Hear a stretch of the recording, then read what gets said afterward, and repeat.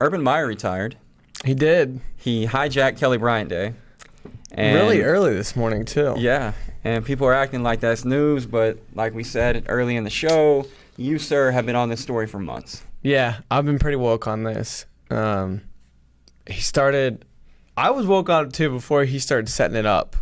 He started setting it up like, I went back and looked. It was like October 8th. He had a press conference, and someone had noticed him, like, not fall down, but, like, kneel down on the sidelines and, like, hold his head. And he's like, yeah, I just get these really bad headaches, and, like, it's, like, stress-induced and everything. And then people are like, well, why are you coaching then? Because there's a lot of stress in college football.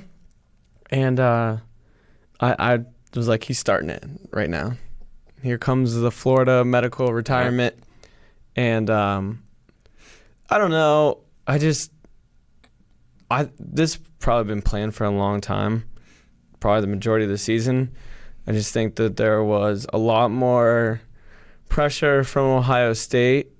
Now, the athletic department, I don't think he felt much pressure, but the Board of Regents wasn't happy that he was only suspended those 3 games. They wanted more. Mm-hmm. I think there was more pressure than people realized on him, and scrutiny, and I think he just wanted to get out of a bad situation. Yeah. He said apparently today in his press conference that he's fairly certain he'll not coach again. Fairly certain. Fairly certain. I am fairly certain that you can start the clock now, and in T-minus 2 years, if not to the day, damn close to it, Urban Meyer will be the new head coach at Notre Dame. You've been on that one for a while. I want to go on record with that as well. I think he'll coach again too.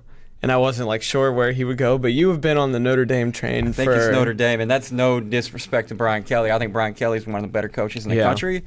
But for whatever reason, Notre Dame fans have not been in love with him. Right. This is a guy that took them to a national title. They're in the college football playoff, another shot at the national title. Mm-hmm. But I feel like that's a fan base that is constantly looking for a reason to jump ship on Brian Kelly. And I totally agree.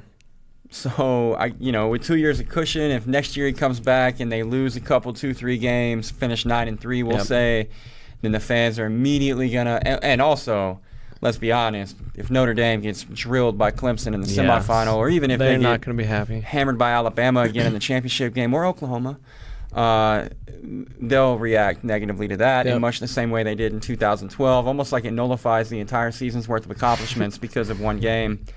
And then, again, come back next year. Maybe they don't have as magical a season. The schedule doesn't open up for them quite the way it did this year. Something like a 9-3. And then fast forward to 2020. Maybe it's an 8-4. Maybe it's another 9-3. It doesn't have to be bad for them. If it's not undefeated, they're not happy. And if they're not undefeated, they're not in the college football playoff race.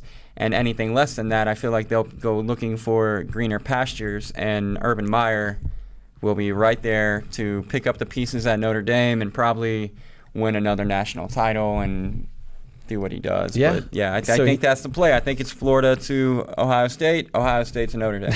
He said that's a complicated question, and then said he was fairly certain that he would not coach again. What he said was, I don't like that question, because the answer is yes. Yeah, he definitely is. Awesome. So Ryan Day is going to take over, and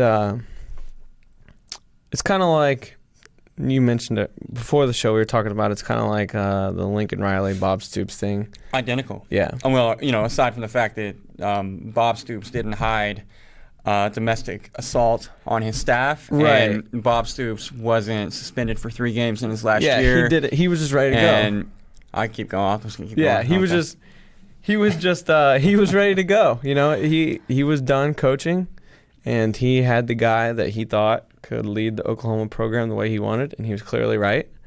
And we'll see how Ryan Day does. I know he's very highly thought of, and the team played well in the 3 games he was a coach. Mm-hmm. You could argue they played better in those 3 games than they did the rest of the season if you just take out the Michigan and Northwestern games.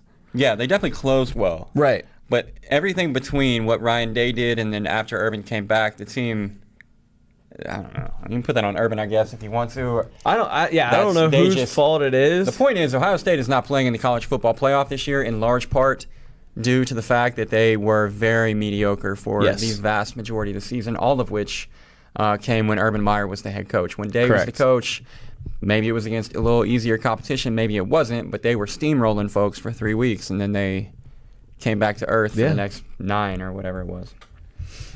So not really super surprising, but No, I feel like, I mean, again, you and I both felt like it was coming. The timing of it is interesting, and a lot of people were surprised it came as early as it did because it felt like he would want to coach the Rose Bowl and ride off into the sunset, and he's still going to coach the Rose Bowl. But the timing is actually very Urban, because in retiring right now, he sets Ryan Day up the best he possibly could for recruiting. With the early signing period, if there were rumblings of Meyer leaving, then other programs could use that negatively against Ohio State. Now, with Meyer letting everybody know, yeah, I'm gone, but the rest of the staff, or at least the rest of the offensive staff, remains intact, he really does Ryan Day a solid in that all of the offensive playmakers that are currently committed to Ohio State, including the number 1 receiver in the country, Garrett Wilson, are committed knowing that Ryan Day is their guy, and then he will continue to be their guy. So if Ohio State had any chance to keep the class they have, this was the way to do it. Come out on December 4th, give your staff about 10 days to do the explaining. We're all still here.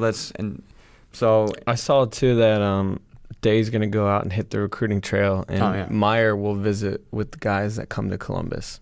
That makes sense, and that's even a better setup. Right, now you got 2 head coaches, essentially, just going out there and recruiting. I actually think that, and I hate giving Ohio State any kind of credit, but I actually think that the way that they have done this mirrors the Oklahoma situation extremely closely. Obviously, the OU situation happened in June, so it was different from a recruiting standpoint, but just in a way that you have allowed the program to continue moving without any sort of hesitation, they won't skip a beat. Right. Ohio State will be loaded again next year, and they'll be right back in the driver's seat in the Big Ten. And I don't think there will be any letdown at all. Much better position than when he left Florida, obviously. Oh God, yeah. Yeah. Do you think Haskins comes back? I do. I haven't given that much thought. No, that's it. I don't think anyone had until like this last month of the season. Then they're like, oh yeah, Dwayne Haskins could go if he wants. Yeah. That'll be interesting. It will be. I just feel like he stays. I don't know. That's just like gut reaction. Yeah. If you want to criticize Ohio State a little bit, since you feel bad for giving him credit, how about Urban Meyer like using one of his like points to get into the playoff as like all the adversity they had overcome? Oh God. It's like, okay, well, dude, you brought the adversity on yourself. Like, adversity is what like Washington State did this year with Tyler Helinski, all that stuff happening in like right after the season ended, and then like them going 10-2 still. Like, that's adversity. Yep. Not what you went through. Nope.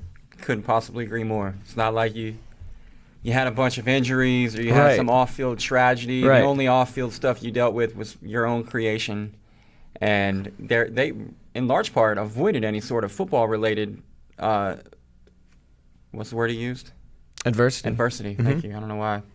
Aside from Bosa. Right. Which, Bosa's a hell of a player. It's not like a Maryland Jordan McNair situation. Like, that's adversity. Yep. Like, going through all of that, that's adversity, not what you guys went through, Urban. The same Maryland team that should have beat y'all if their backup quarterback delivers a 2-point conversion. Yeah.